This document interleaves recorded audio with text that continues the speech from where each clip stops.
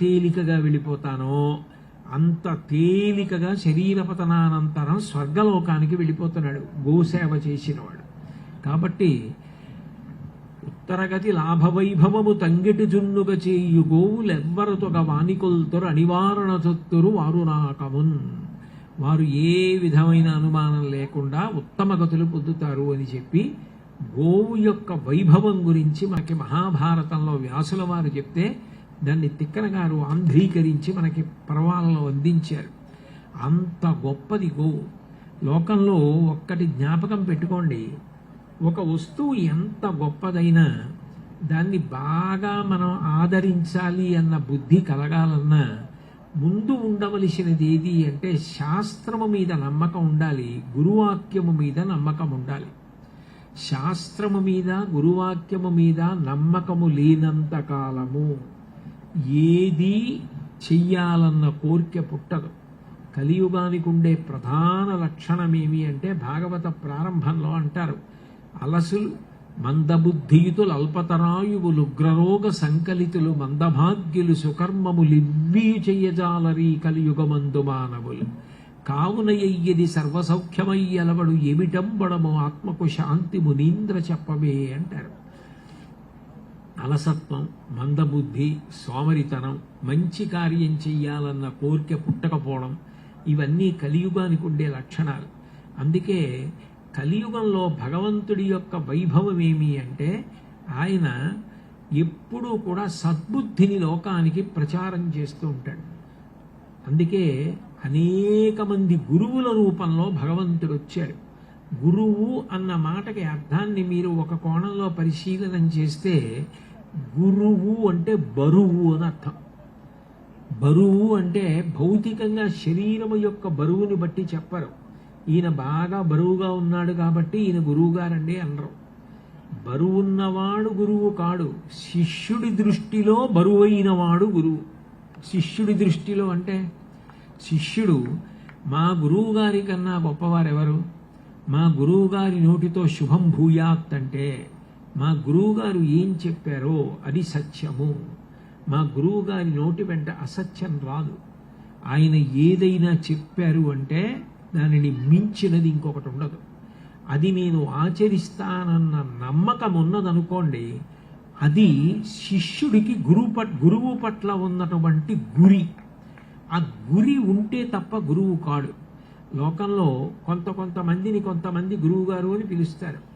నోటితో గురువు గారు అని సంబోధించినంత మాత్రం చేత నిజానికి గురుత్వము లభించదు.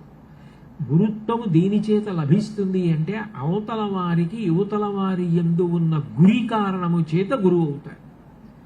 అందుకే మీరు జాగ్రత్తగా పరిశీలించండి, ఎవరు ఎవరికి గురువు అంటే ఎవరికి ఎవరి యందు గురి ఉన్నదో వారు గురువు అవుతారు. కబీర్ దాస్ గారికి రామానందుల వారి దగ్గర ఉపదేశం పొందాలి అని కోరిక. అనేక కారణముల చేత కబీర్ దాస్ గారు రామానందుల వారి దగ్గర ఉపదేశం పొందడానికి కొన్ని ఇబ్బందులు ఏర్పడ్డాయేమో అని అనుమానం వచ్చింది ఆయనకి.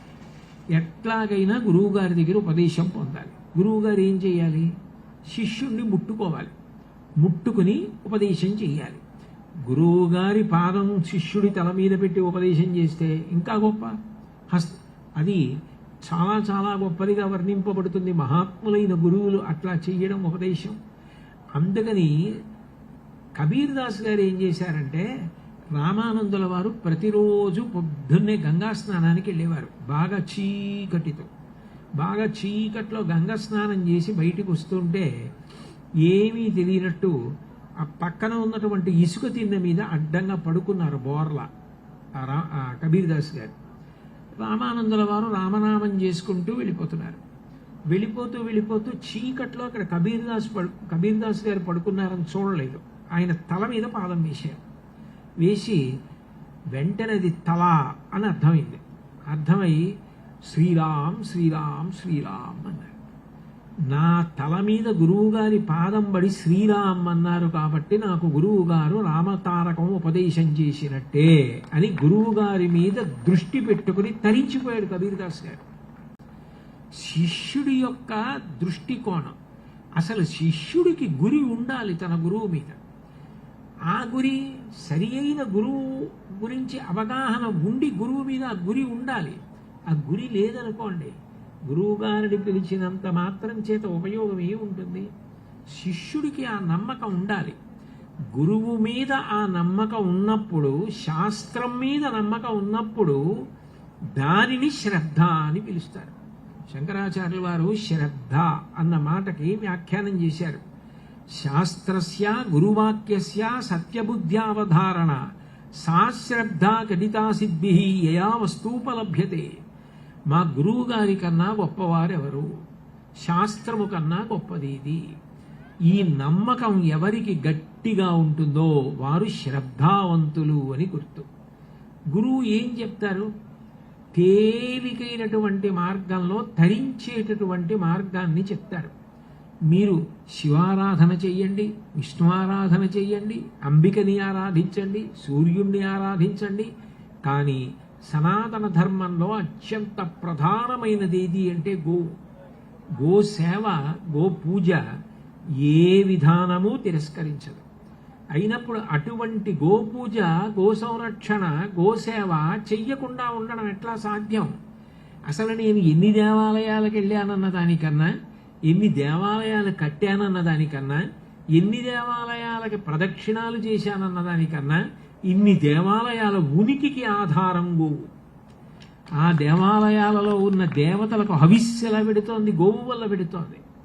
అసలు దేని వలన ఇదంతా నిలబడిందో, దేని వలన సనాతన ధర్మమే ఆధారపడి ఉన్నదో, ఏది లేకపోతే అసలు ఇక ధర్మం అన్న మాట మీరు ఉచ్చరించడానికి కూడా సాధ్యం కాదో, యజ్ఞయాగాది క్రతువులే ప్రశ్నార్థకమైపోతాయో, వాటన్నింటికీ ఆధారభూతమైనటువంటి గోసేవ నా వలన జరగకపోతే, నేను గోశాలకు వెళ్ళకపోతే, నా పేరు మీద గోవులకు కైంకర్యం జరగకపోతే, నా పుట్టినరోజు వచ్చింది, నేనంటే నా గురించి చెప్పుకుంటున్నా. ఒకప్పుడు నా పుట్టినరోజు వస్తే మా అమ్మ ఎంతో ప్రీతితో పాపం మధుర పదార్థం తయారు చేసేది. రేపు నా పుట్టినరోజు అంటే ఇవాళ నుంచి ఎంత సంతోషపడిపోయేదో. పొద్దున్నే నాకు తలస్నానం చేయించి మధుర పదార్థం పెట్టేది. ఇవాళ మా అమ్మగారు లేరు, ఆవిడ ఊర్ధ్వలోకాలకు వెళ్ళిపోయారు. శాస్త్రం అంది, నువ్వు అలా బెంగ పెట్టుకోకూడదు. నువ్వు నీ తల్లిని తెలిచి నీ పుట్టినరోజు నాడు కందుల నీరు పెట్టుకోకూడదు. ఎందుకనంటే పరదేవత చాలా విచారించింది. లోకంలో ఏ ప్రాణికైనా అమ్మంటే అంత ఇష్టం, మనిషికే కాదు. కోడి పిల్లకి కోడి పెట్టంటే అంత ప్రాణం దాని తల్లి అంటే దానికి. కుక్క పిల్లకి కుక్క అంటే అంత ఇష్టం, పంది పిల్లకి పంది అంటే అంత ఇష్టం. ఎంత పెద్దదైపోతే మాత్రం తల్లిని తీసేస్తే వాడు ఏడుస్తాడే.